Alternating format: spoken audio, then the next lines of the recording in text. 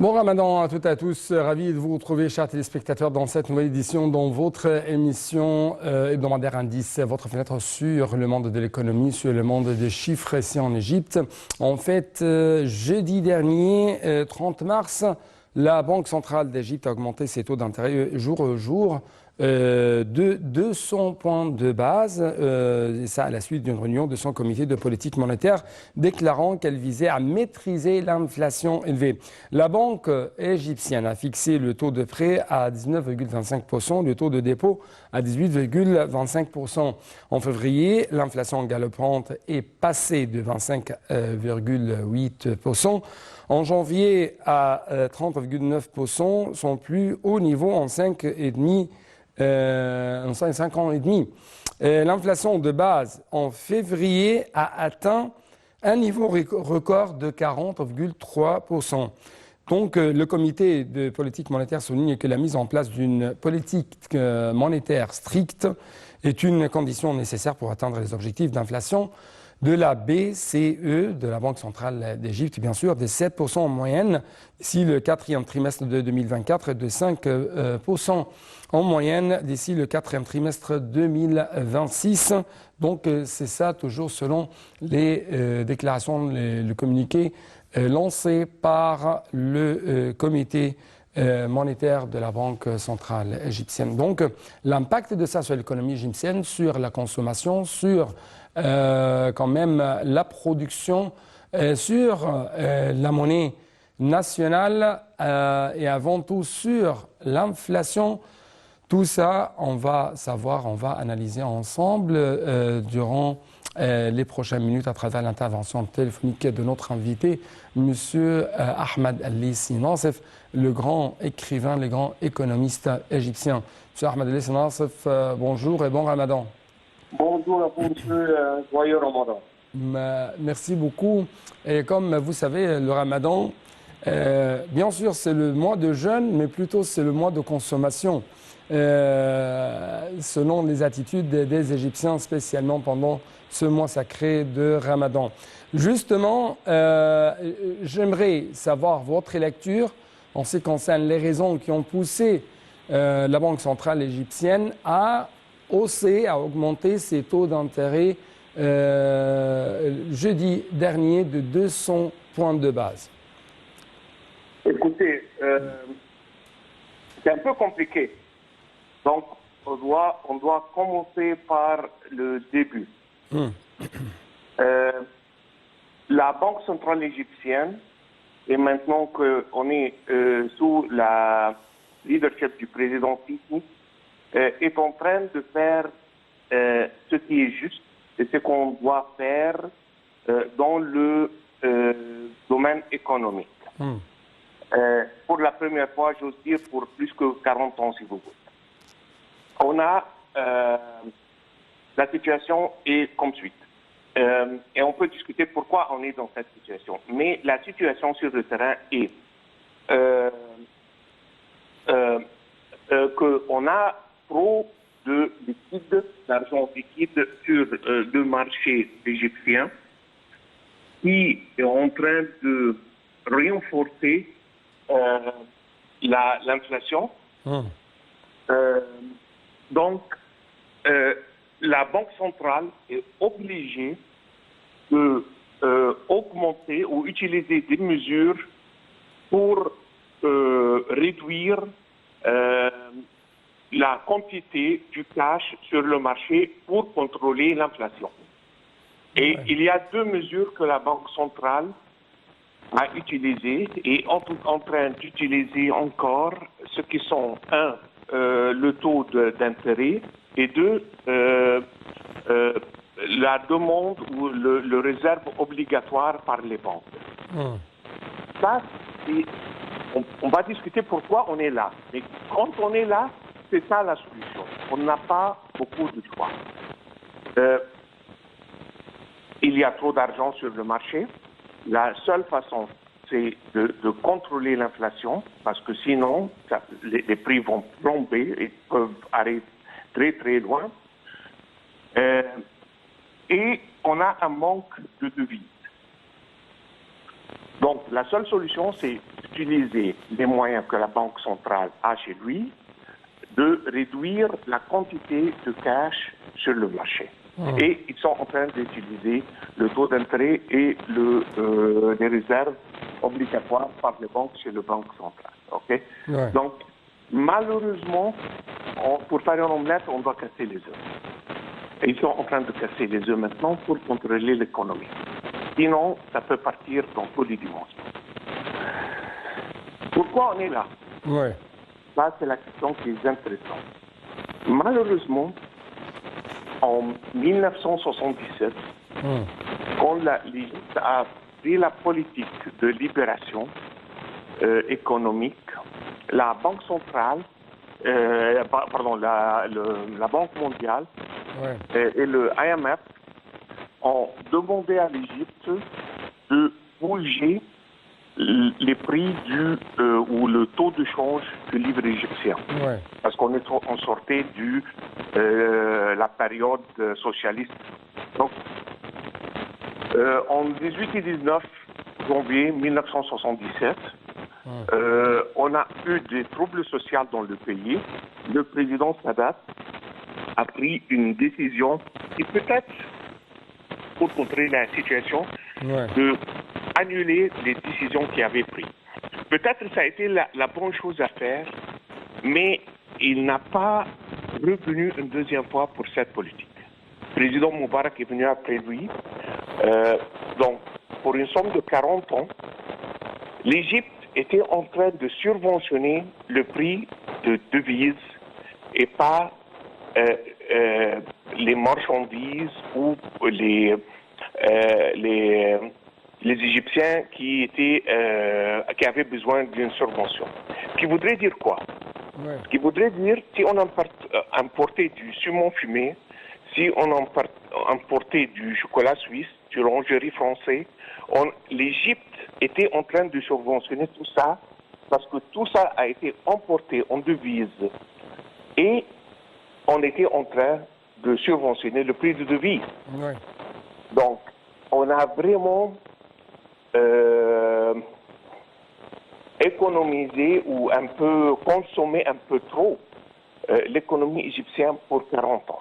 Parce qu'on a, on a contrôlé artificiellement et on a administré les prix de livres égyptiens vis-à-vis le dollar surtout et les autres devises.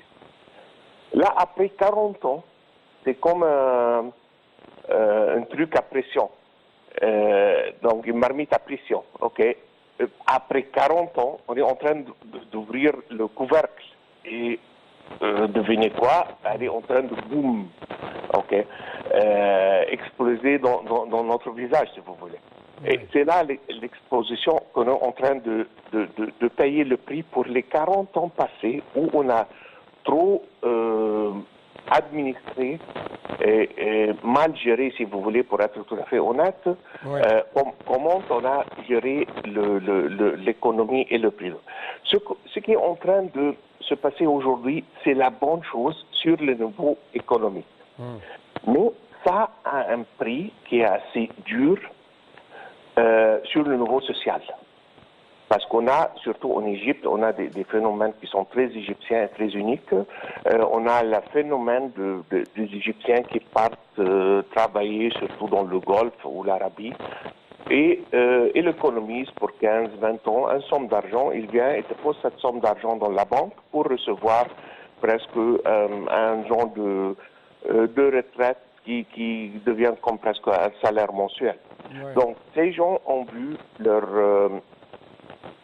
l'argent qu'ils ont économisé au bout disons, je ne sais pas, 20, 30 ans, ou 15 ans, n'importe comment, chacun a un cas différent, sont en train de perdre, disons, si on parle depuis la valeur. La valeur depuis le 23, donc dans 3 mois, ils ont perdu presque 20% de leur valeur.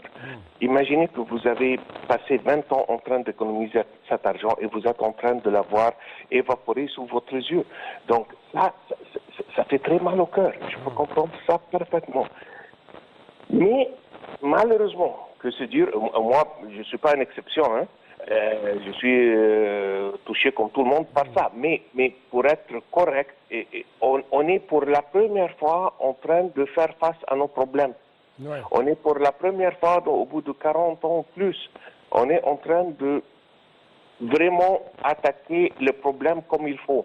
Ça fait très mal, je vous répète, ça fait très mal. Même à moi personnellement, je peux vous dire.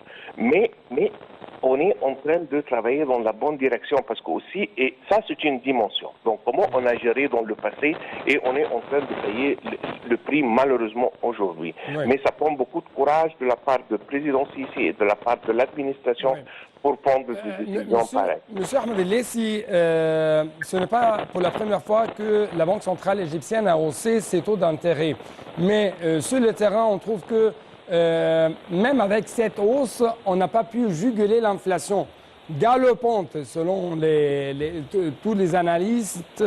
C'est une inflation galopante jusqu'à ce qu'elle ait atteint presque 40%. Et ce n'est pas les buts escomptés du gouvernement égyptien. Donc, à quel point c'est un moyen efficace de relever ces taux d'intérêt de la Banque centrale égyptienne afin de juguler l'inflation et comment vous allez, ou quand même, comment vous trouvez l'impact de ça sur la croissance économique, sur le taux d'investissement? Ok. Ce sont deux questions et assez importantes les deux. Okay. Donc, je pour la réponds première question. La première. Malheureusement, on est en train de... il n'y a pas un chiffre. C'est très difficile dans une économie assez diversifiée comme l'Égypte de savoir c'est quoi vraiment le bon chiffre où on doit avoir. Tout à fait, l'économie, et ça a été avancé par la Banque centrale, a dépassé 40%, c'était presque 41% dans le mois de février, je pense, si je ne me trompe pas. Et s'il n'aurait pas fait ce qu'il a fait, cette inflation aurait pu être 80%. Okay. Donc, est-ce que ça va se résoudre dans 1 ou 2 mois? Jamais. Même si on regarde ce qui est en train de se passer aux États-Unis, ils ont augmenté le taux d'intérêt aux États-Unis pour contrer l'inflation, le même système sur un autre niveau ou à une autre échelle. Et l'inflation a diminué de 10% jusqu'à 7 et quelques pourcents, lorsqu'ils ont augmenté le taux d'intérêt jusqu'à 5 et quelques pourcents. Ouais. Donc, c'est pas linéaire, c'est pas 1 pour 1, ok? Ça prend un peu du temps. Une chose que l'Égypte, et ça me rapporte à votre deuxième question, Ouais. est en train de s'offrir que l'industrie égyptienne, et j'ose utiliser le terme, est une industrie très superficielle. Ça veut dire quoi? Généralement, si on regarde toutes les usines qui sont en Égypte, ou je ne veux pas généraliser, mais la plupart des usines qui sont en Égypte, on est en train d'importer quelque chose avec quelque chose d'autre, un genre de matière première avec un autre genre de matière première. On est en train de faire un certain processus avec des choses qui sont normalement à 90% importées. On est en train de faire quelque chose, un processus avec des machines qui sont importées toujours par des main-d'œuvre et des utilités locales. Ça veut dire que ce qui est local vraiment, ce sont les main-d'œuvre et ce sont, si on a du gaz, de l'électricité ou de l'eau, pour faire le processus. Okay? Mais généralement, la plupart des industries égyptiennes dépendent sur l'importation pour les matières premières et pour les machines qui déjà ils composent plus que 80% du coût et de la valeur ajoutée de cette industrie. Ouais. Et là, c'est pour ça qu'on est en train de souffrir. De notre côté, on peut penser qu'on est en train d'importer l'inflation qui est en Europe. On n'a rien à faire avec la guerre entre la Russie et l'Europe. On n'a rien à faire avec les prix d'énergie en Allemagne. Mais parce qu'on est forcé à importer des matières premières un peu de partout, on est touché un peu trop par tout ça. Oui. Des choses qu'on n'a rien à faire avec sont en train de nous toucher très agressivement, si vous voulez, parce qu'on est en train d'importer les matières premières avec l'inflation. Oui. Donc, oui. la solution là, c'est vraiment de profondir l'industrie égyptienne. Ça veut dire qu'on doit avoir une industrie qui vraiment commence par la base et qu'on a nos matières premières. L'idée que on a des industries qui ne font pas grand-chose qu'un petit rassemblement, d'une façon ou l'autre, ou ce qu'on appelle un retravail. Tu travailles quelque chose, tu fais mais toutes les matières premières, tous ce qu'on appelle les inputs de l'industrie chez nous sont importés. Ça, c'est une industrie superficielle. Monsieur Ahmed Nassif, cette banque égyptienne annonce l'émission de nouveaux certificats d'épargne avec un taux d'intérêt élevé pouvant aller jusqu'à 22%. Donc, l'impact de ça sur l'économie égyptienne en général, l'impact de ça sur notamment les prix de la livre égyptienne face au dollar et l'impact de ça sur, si je peux dire, l'attractivité aux yeux des Égyptiens vivant à l'étranger, par exemple, ou quand même aux yeux des gens qui sont tablés sur, ou qui ont compté sur le taux d'intérêt de banques égyptiennes. On est, avec une deuxième fois, avec une différence en échelle, on est dans le même dilemme que l'économie américaine on est. Pourquoi? Toujours, n'importe quelle économie, quand on pousse d'un côté, ça attire de l'autre côté. Qu'est-ce que ça veut dire? Si on augmente le taux de change, le taux d'intérêt pour réduire le cash disponible sur le marché, de l'autre côté, on a le risque de récession où l'investissement, ça devient beaucoup plus difficile, donc ça va diminuer. Aussi simple que si jamais quelqu'un veut commencer une usine ou un business ou quelque chose comme ça, il voit son capital. Puis il regarde comment je vais profiter. Peut-être que je vais faire 30% de marge nette avec tous les soucis, avec les impôts, avec les problèmes de travailleurs, etc., avec le risque de n'importe quoi, dans n'importe quel business, il y a un risque. Ouais. Et peut-être que je veux gagner 30%, peut-être que je veux gagner 25%. De l'autre côté, j'ai le choix de mettre ce capital garanti à 100%. Je prends zéro risque et je veux prendre 22%. Est-ce que ça vaut la peine? La réponse dans la plupart des cas, non, pas vraiment. C'est mieux de garder l'argent et ne pas partir sur un nouveau investissement. Ça, c'est d'un côté. On a un autre risque pour ne pas, qui est mené par le changement rapide dans le taux de change. Ce qu'on parle toujours, et il y a une discussion d'une trentaine de sociétés étatiques qu'on voudrait vendre. Proposées sur le marché. Mais personne ne va venir les acheter maintenant. Pourquoi? Parce que aujourd'hui, disons, on prend un tout petit exemple, je veux acheter quelque chose ou une part d'une de ces sociétés à $1 million. Je paye $1 million. Oui, pour l'acheter, bien sûr, toutes les sociétés en Égypte sont évaluées en livres égyptiens. Pour l'acheter en $1 million aujourd'hui, disons ça pour simplicité, j'achète une part de 30 millions de livres égyptiens dans une société. Si, disons, si le livre égyptien passe de 30 à 40 comme taux de change, le $1 million que j'avais mis, il perd un tiers de sa valeur. Donc, au lieu que je suis en train de travailler comment je vais faire de profit sur les 30 millions égyptiens pour que mes millions de dollars, le million de dollars augmente et faire de la croissance, il devient 1,2, 1,3, etc. Ok, maintenant je veux reculer en arrière parce que le million de dollars que j'avais investi n'est plus 1 million de dollars, c'est 600 et quelques, c'est 600 000 dollars aujourd'hui. Donc, mon premier défi va être ne pas comment je vais faire de l'argent sur le million, non, c'est comment je peux retourner au niveau du million. C'est déjà un défi énorme.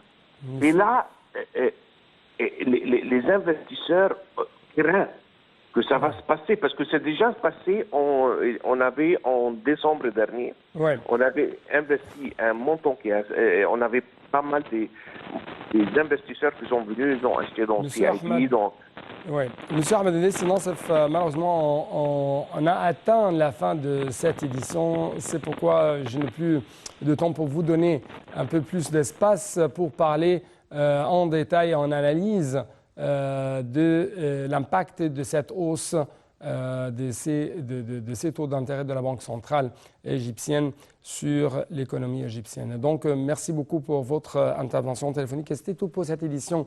Et à la prochaine, chers téléspectateurs. Bon Ramadan à toutes et à tous.